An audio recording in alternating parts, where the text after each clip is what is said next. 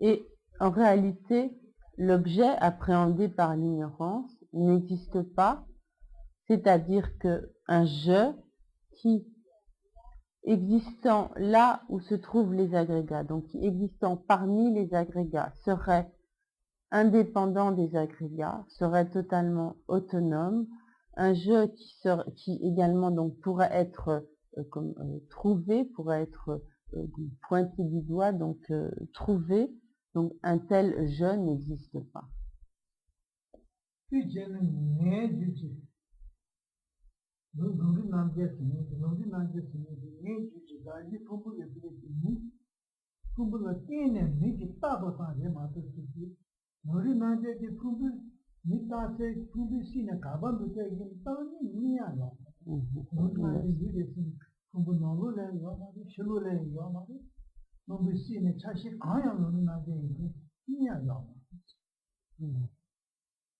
Et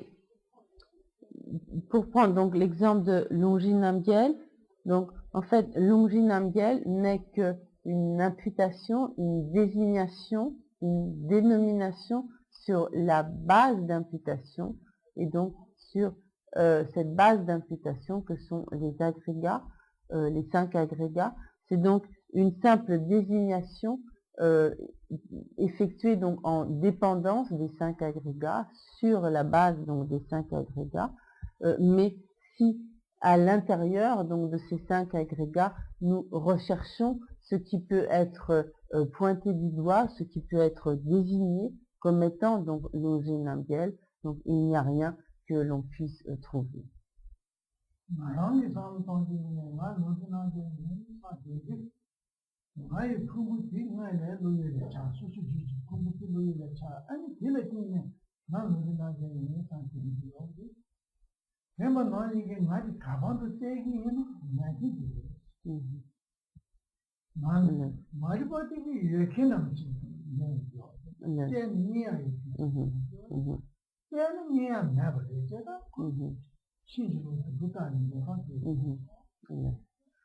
Or, le je qui est appréhendé par l'ignorance est un je qui nous semble donc existant, car lorsque nous pensons donc je, et ce je donc qui est l'objet de l'ignorance, nous avons bien donc le sentiment que ce je peut être trouvé quelque part, et donc nous avons l'impression que donc si nous le cherchons, nous pouvons donc trouver ce je. Or, l'objet de l'ignorance est un je que l'on peut trouver, et donc comme en réalité donc ce je ne peut pas être trouvé parce qu'il n'est donc une désignation, nous voyons donc en fait que cet objet saisi par l'ignorance en fait donc n'existe pas.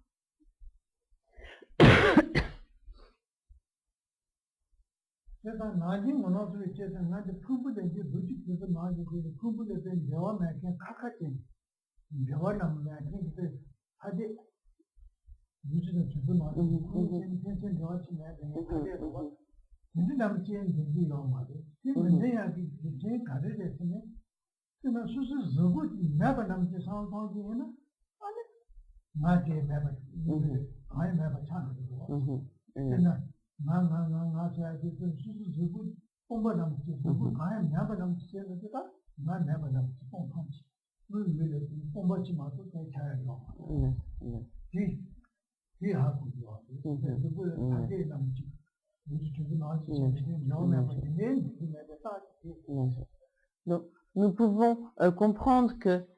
donc lorsque nous examinons ce je saisi par l'ignorance, il ne nous apparaît pas aussi séparer des agrégats que le sont l'un de l'autre, par exemple la cloche et le vajra, et qu'il nous semble donc toutefois avoir existé au même endroit. La preuve en est que si par exemple nous faisons abstraction donc de notre corps, que nous imaginons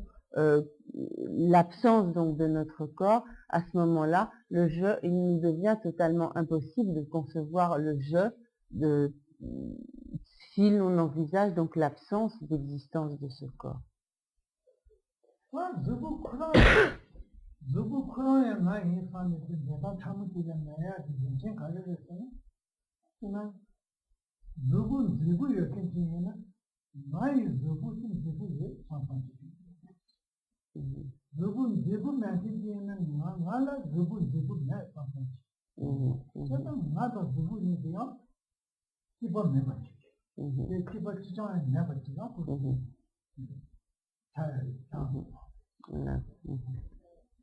Et donc, nous pouvons voir également que Titos Chamoti, quand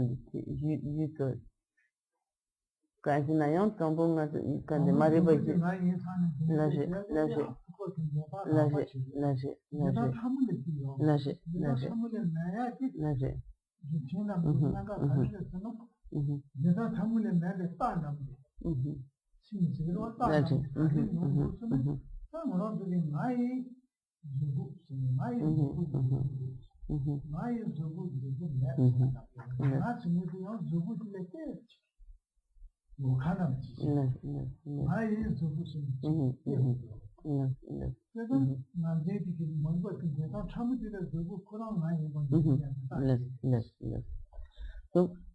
nous avons vu tout à l'heure que l'objet le plus grossier donc de l'ignorance était donc le corps, mais que lorsque on allait donc un peu plus profond donc dans l'analyse de l'objet de l'ignorance, on s'apercevait donc que l'objet de l'ignorance était donc plus subtil, et donc cela s'explique par le fait que lorsque nous disons par exemple mon corps, ma tête, etc., ou donc mes bras, mes jambes, etc., à ce moment-là,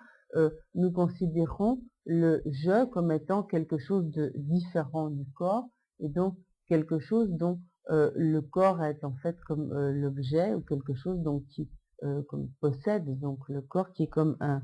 dont le corps est un attribut. Et donc ceci nous montre que le fait de saisir le corps comme le je n'est que l'objet grossier de l'ignorance, et qu'il existe donc une autre manière plus subtile donc dont l'ignorance saisit le je.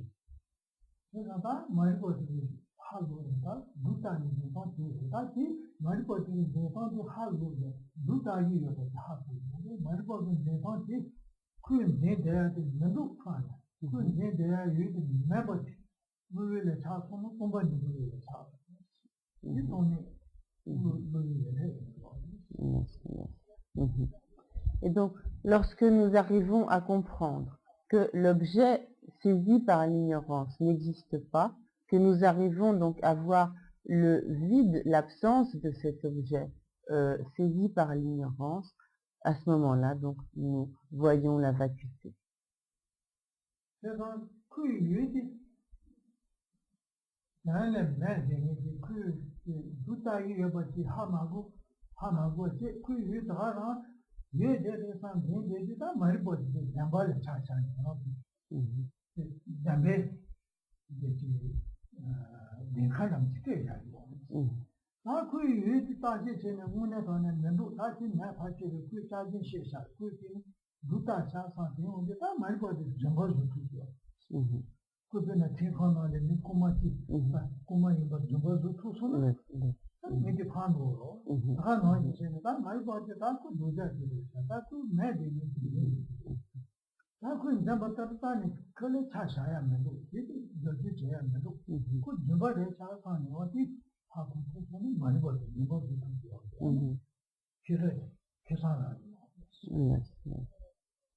Et donc, tant que nous ne sommes pas conscients des erreurs de l'ignorance, donc nous considérons que les objets qu'elle appréhende existent véritablement, ils existent bien donc tels que l'ignorance les appréhende, et nous nous fions complètement donc à la manière dont nous appréhendons les objets de l'ignorance. Mais donc lorsque nous procédons donc à cette analyse et que nous arrivons donc à voir que en fait les objets appréhendés par l'ignorance n'existent pas et que ainsi donc nous sommes abusés, trompés par l'ignorance, à ce moment-là, c'est un peu comme si nous avions comme si nous avions trouvé un voleur, nous avions trouvé le coupable d'un méfait et que nous le mettions en prison. Donc à ce moment-là, nous avons donc trouvé le coupable et nous pouvons lui infliger le châtiment correspondant donc à sa faute. Et donc de la même manière, lorsque nous voyons toutes les erreurs dont l'ignorance est coupable, à ce moment-là, donc nous pouvons petit à petit développer son antidote qui est la sagesse.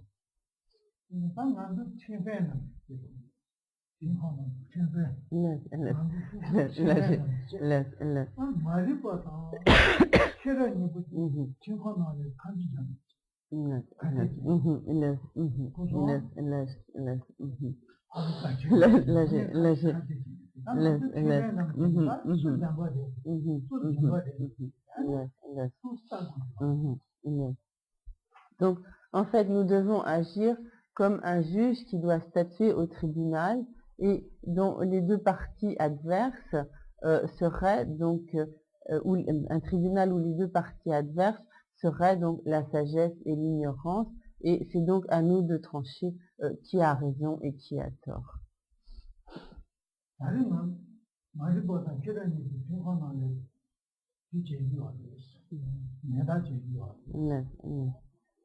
Et à ce moment-là, donc aujourd'hui,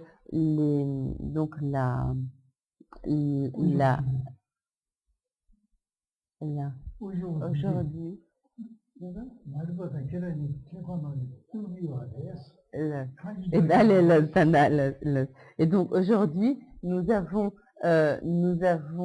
comme amené la sagesse et l'ignorance au palais de justice pour être jugés.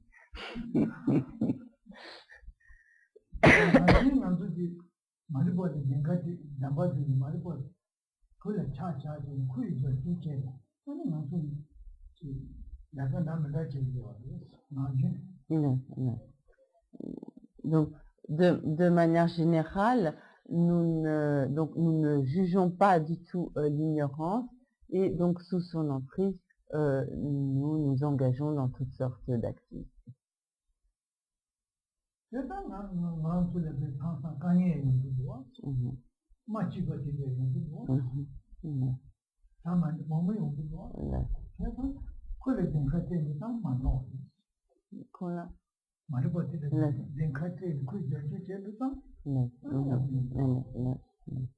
Et en dépendance donc de la confiance que nous faisons donc à la manière dont l'ignorance appréhende donc tous les phénomènes qui nous entourent et donc les objets de notre quotidien. Donc en dépendance de cela, nous éprouvons toutes sortes de difficultés, de problèmes, de souffrances, etc. Et donc si nous faisons toutes ces expériences difficiles, c'est en fait donc parce que nous n'avons pas conduit l'ignorance au tribunal, donc nous n'avons pas essayé donc de juger l'ignorance.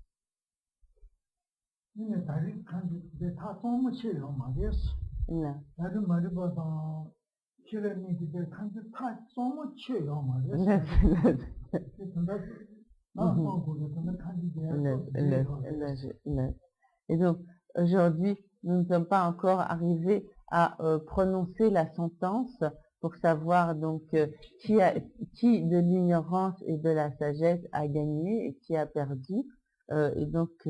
il y a encore une certaine procédure qui doit suivre pour que nous arrivions à trancher et à désigner le coupable.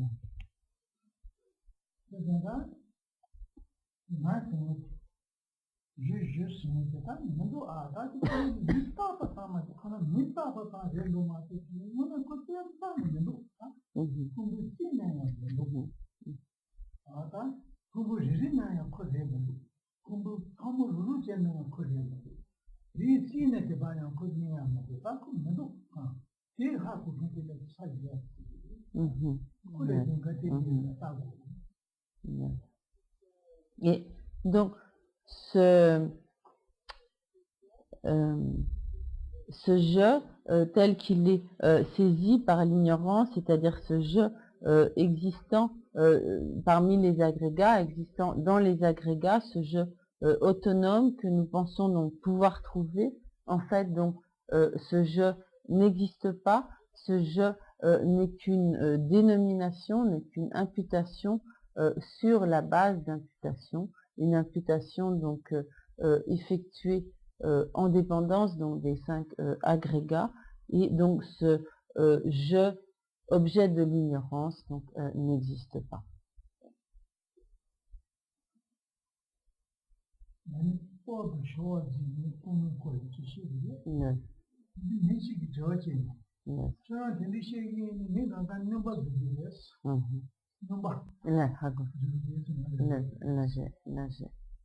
Et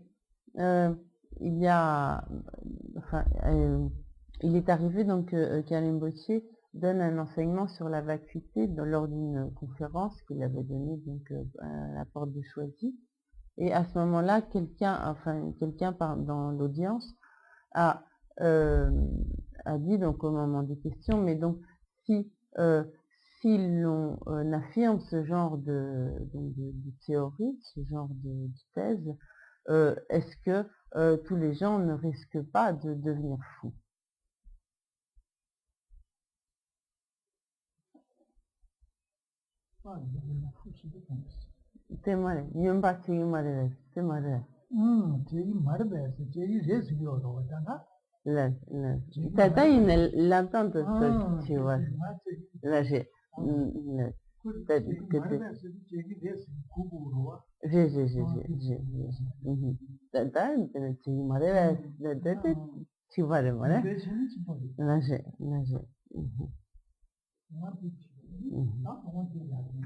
Donc le dit c'était que la personne pensait en fait donc si l'on enseignait cela, que en fait les gens deviendraient fous. C'est là qu'on se détend.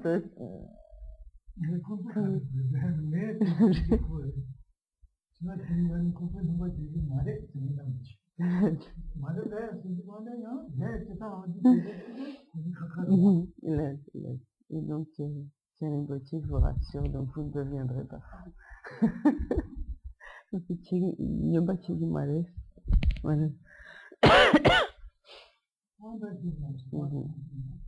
Donc Alimboche va s'arrêter là.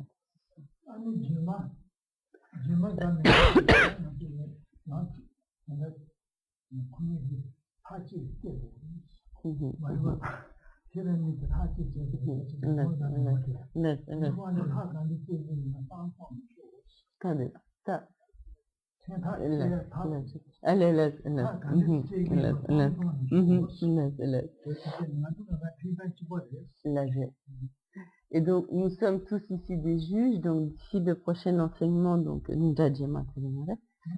qui aura lieu donc mardi prochain, vu que les jours d'enseignement se sont trouvés décalés.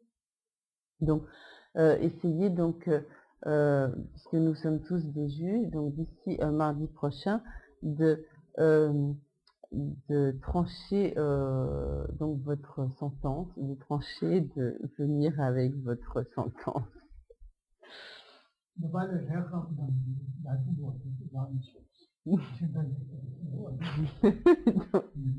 Une petite idée là, de venir avec là, je sais pas comment ça s'appelle, donc la robe, oui c'est ça, la robe des juges pour statuer et statuer du sort de l'ignorance et de la sagesse.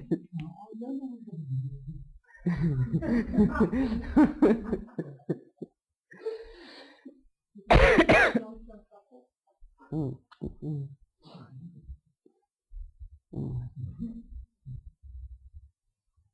黑暗寂寞， mm, 谢谢老师。就是说，反正呢，就是那你的通过你环境里面，联系去对你这样的一个观点，进行环境这样的，弄过的。 Donc, lorsqu'on écoute des enseignements sur la vacuité, il est bien sûr difficile d'en avoir immédiatement une parfaite compréhension. Mais le simple fait d'avoir certains doutes, donc de se poser des questions sur la vacuité, sur la manière dont les choses existent ou n'existent pas, sur les erreurs de l'ignorance, etc. Donc le simple fait d'avoir des doutes à ce sujet-là est quelque chose d'extrêmement positif, d'extrêmement bénéfique. Et donc, dans la mesure où nous avons, en écoutant donc cet enseignement, nous avons accumulé un certain nombre de mérites, donc de vertus qui sont donc des facteurs donc, positifs, et il est important donc que nous dédions donc toutes ces vertus au bien à la réalisation donc du bonheur de tous les êtres.